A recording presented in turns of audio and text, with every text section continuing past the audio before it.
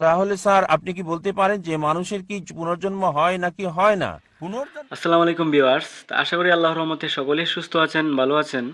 আজকের ভিডিওর টপিকটা হলো পুনর্জন্ম নিয়ে, অর্থাৎ মৃত্যুর পরে দ্বিতীয় জন্ম হয় কি না। তো এই বিষয়ে বিস্তারিত আলোচনা করবেন ডাক্তার জাকির নায়েক। তো চলুন দেরি না করে আমরা ভিডিওটা দেখি।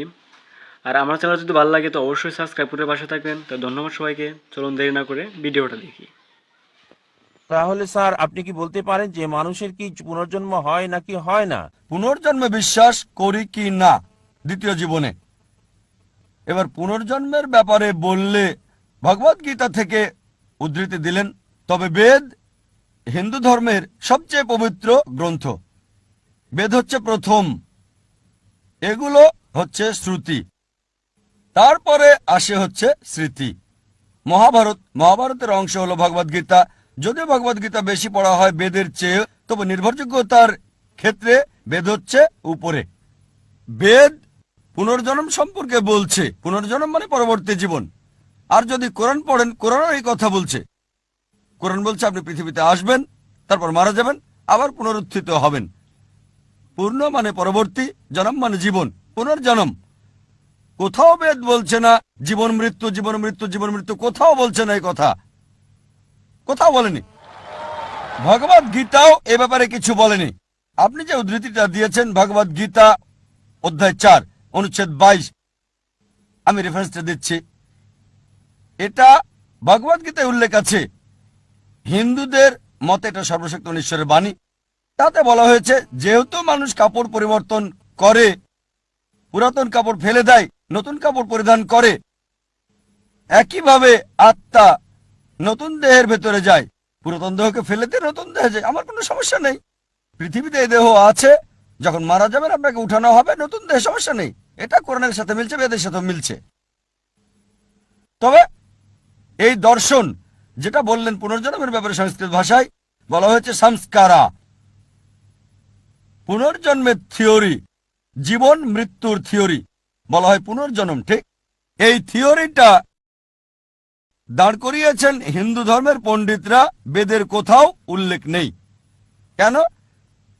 কারণ তারা ব্যাখ্যা দিতে পারতো না।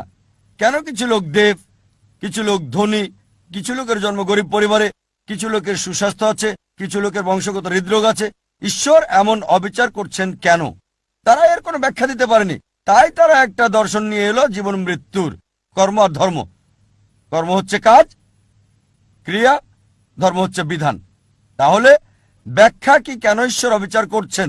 কেন একজন মানুষ হৃদরোগ নিয়ে জন্ম নেবে? শেষ জীবনে সে কিছু পাপ করেছিল।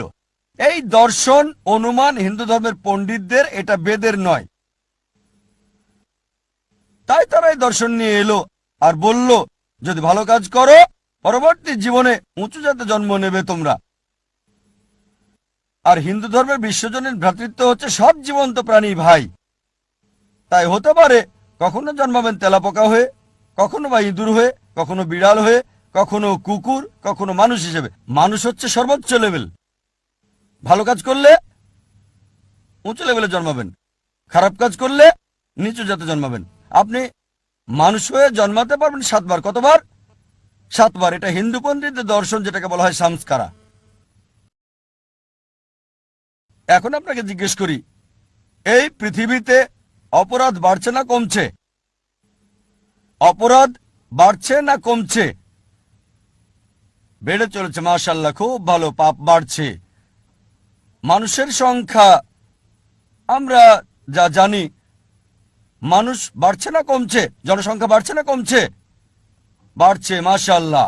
এখন পাপও বাড়ছে, মানুষের সংখ্যাও বাড়ছে। যেহেতু পাপ বাড়ছে, মানুষ তো কমার কথা। তাই বোঝা যাচ্ছে লজিক্যালি এটা ঠিক না। এজন্য আমি পুনর্জন্ম বিশ্বাস করি। পুনর্জন্ম মানে পরবর্তী জীবন, এ ব্যাপারে কোরআনও বলছে। তবে একবার এই পৃথিবীতে আসবেন। ধন্যবাদ সবাইকে ভিডিওটা দেখার জন্য। দেখা হবে ইনশাল্লাহ নেক্সট কোনো ভিডিওতে ভালো কোনো টপিক নিয়ে। তাই সকলেই সুস্থ থাকেন, ভালো থাকেন। ধন্যবাদ সবাইকে।